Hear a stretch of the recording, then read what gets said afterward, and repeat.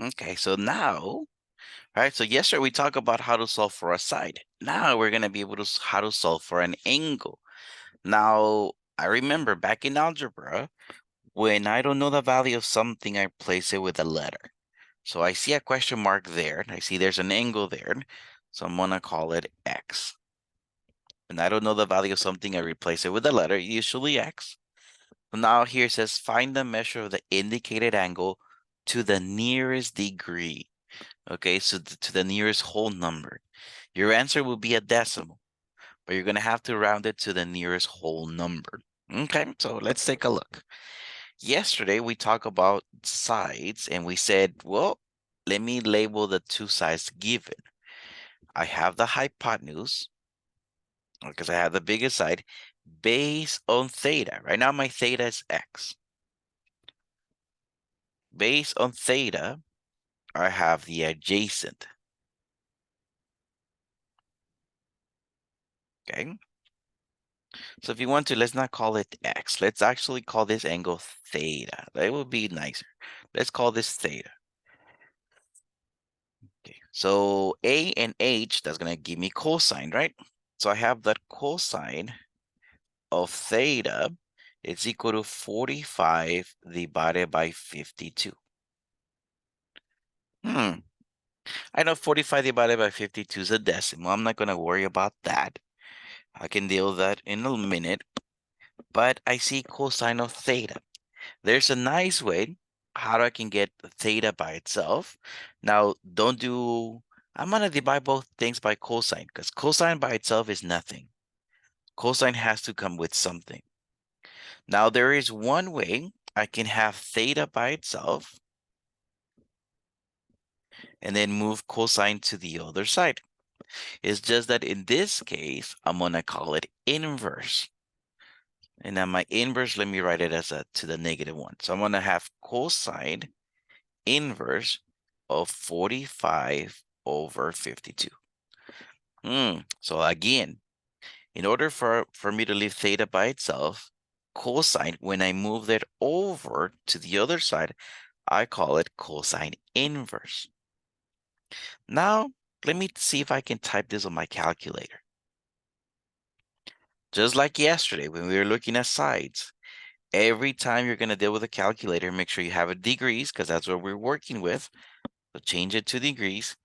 Now, I don't see cosine inverse. I see cosine, but not cosine inverse.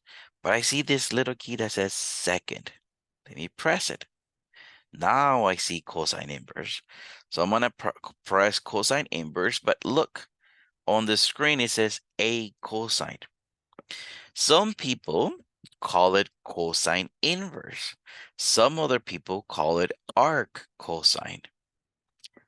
Your preference is the same thing. So the same thing with sine. Some people call this sine inverse. Some people call it arc sine.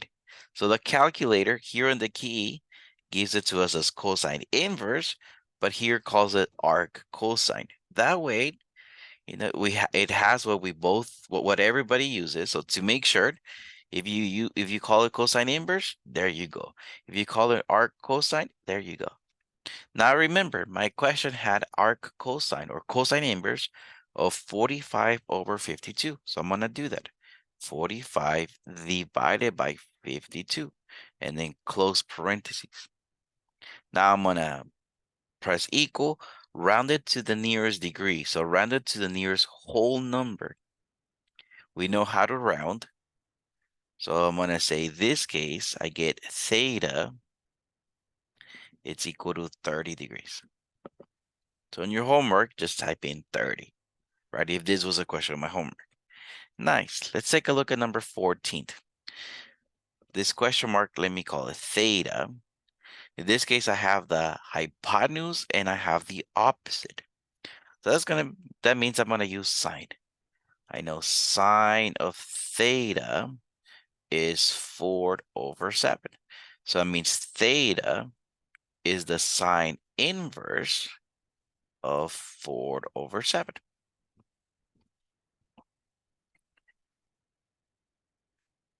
Let me clear this up. Sine inverse of 4 divided by 7. Rounded to the nearest whole number, so 35. So I have in this case that theta is equal to 35 degrees.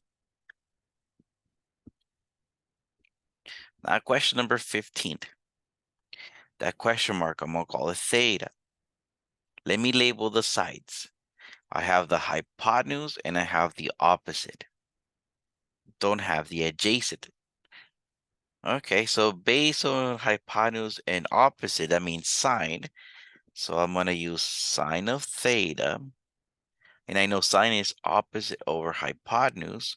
So 57 over 59.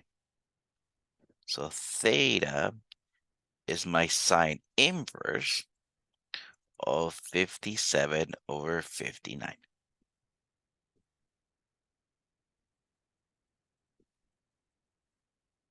Sine inverse of 57 divided by 59. It gives me to the nearest whole number. I'm going to call this 75.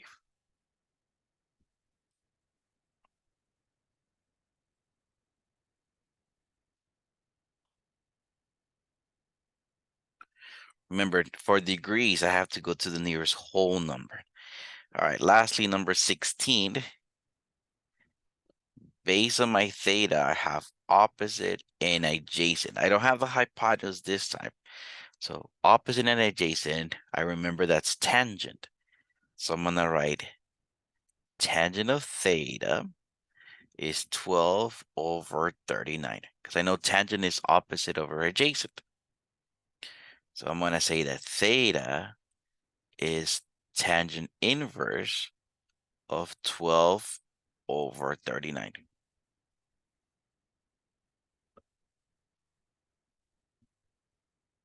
Tangent inverse of 12 divided by 39, rounded to the nearest whole number. So I'm going to call this 17.